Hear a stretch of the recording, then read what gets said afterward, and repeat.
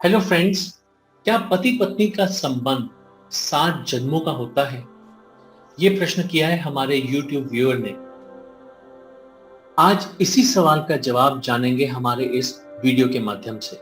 नमस्कार, मैं गुरप्रीत सिंह अरोड़ा आप सभी का हमारे चैनल मेक मी प्योर में स्वागत करता हूं। आगे बढ़ने से पहले आप सभी हमारे चैनल को सब्सक्राइब करें और हमारी इस स्पिरिचुअल जर्नी का एक पार्ट बने।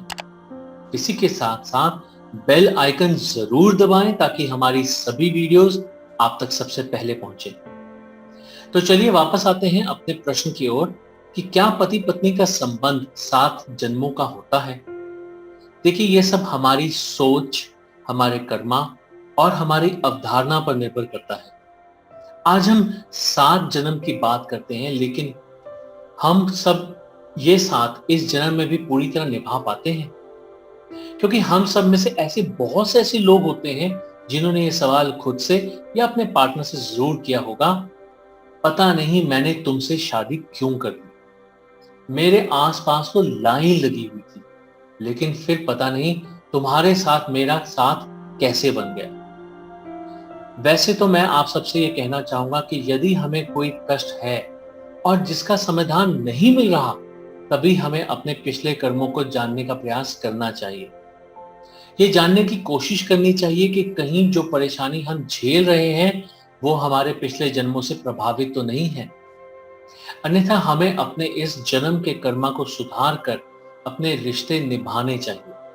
हमें ये सोच रखनी चाहिए कि किस प्रकार हम अपने रिश्तों को और सुंदर और मधुर बना सकते हैं।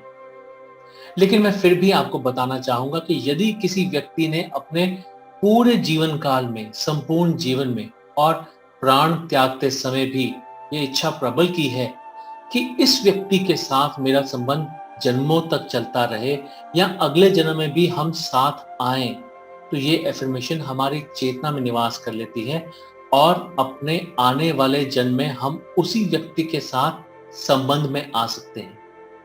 लेकिन आवश्यक ये नहीं है कि उस रिश्ते के रूप में ही आए। उनके साथ हमारे कर्मा का लेन देन अगर अधूरा रह गया है, तब अवश्य हम आ सकते हैं। अब ये बात मैं आपको धार्मिकता के साथ जोड़कर एक उदाहरण के रूप में समझाने की कोशिश करूंगा। देखिए, बहुत पहले की बात है, राजा दक्ष की पुत्री सती ने शिवजी से विवाह किया, किंतु उनके पिता द्वारा पति का तिरस्कार वह सह नहीं सकी और स्वयं को उन्होंने अग्नि को समर्पित कर दिया। ये माता पार्वती और शिवजी की इतनी प्रबल इच्छा थी और प्रेम था, जिस कारण माता सती ने माता पार्वती का के रूप में जन्म लिया और शिवजी की अर्धांगिनी बनी।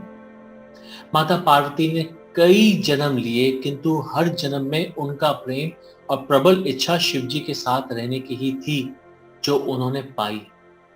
लेकिन कई बार ऐसा होता है कि पति पत्नी में आपस में बहुत झगड़ा होता है, तो वो प्रति क्षण, हर वक्त ये इच्छा रखते हैं कि तुमने मुझे इतना परेशान किया है, मैं दुआ करता हूं कि अगले जन्म में तुमसे ज्यादा शक्तिशाली, तुमसे अधिक शक्तिशाली रूप में जन्म लूं और तुम्हारा द्वारा दिए गए कष्टों का जवाब तुम्हें दे सकूं। चाहे ये मजाक में कहा हो, चाहे ये प्रबल इच्छा से कहा हो, ये पूरे पूरे विश्वास के साथ कहा हो, पर ये चीजें हमारे सबकॉन्शियस माइंड में, हमारे चेतना में घर कर लेती हैं। अर्थात ये कि जैसे हमारी इच्छाएं होंगी, जिस जिस भी तरह हम अपनी चेतना को एफर्मेशन देंगे, उसी प्रकार की एफर्मेशन फीड होती है और वैसे ही रिजल्ट हमें मिलता है।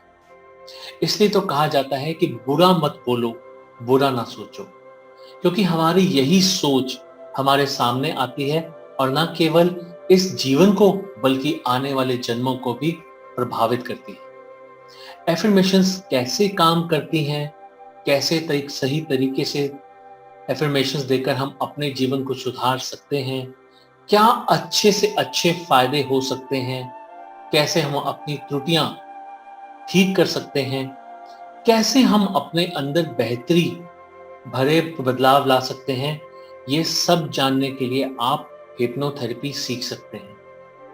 मैं सिर्फ आपको एक तरीका बता रहा हूं जिससे कि आप हिप्नोथेरेपी सीखकर अपने आप को अच्छी एफर्मेशंस देकर अपना आज का और आने वाले जन्मों का सुधार सकते हैं। देखिए, हिप्नोथेरेपी एक बेसिक है जिससे कि आप पास्ट लाइफ रिग्रेशन सीखते हैं, एस्ट्रल ट्रैवल सीखते हैं और बहुत कुछ सीख सकते हैं। तो चलिए, आज की वीडियो में इतना ही।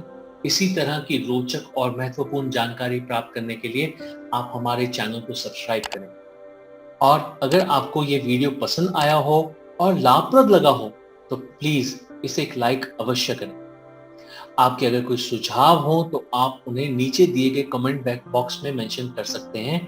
आपके सुझाव हमें प्रेरणा देते हैं कि हम अधिक से अधिक जानकारी दे पाएं और आपकी जिज्ञासा को शांत कर पाएं। और अधिक जानकारी के लिए हमारे गिवन नंबर्स पर भी हमें कांटेक्ट कर सकते हैं। ऑल्टरनेटिवली आप हमारी वेबसाइट पर विजिट भी कर सकते हैं और अपनी क्वेरी को रेज कर सकते हैं। सो मैं उम्मीद करता हूं कि आज का ये वीडियो आपको बहुत क्लैरिटी प्रदान करेगा और अपने मन की जिज्ञासा को शांत कर पाएंगे। Thank you very much for going through this video. Stay happy, stay blessed, stay safe, have a nice day ahead, take care, bye.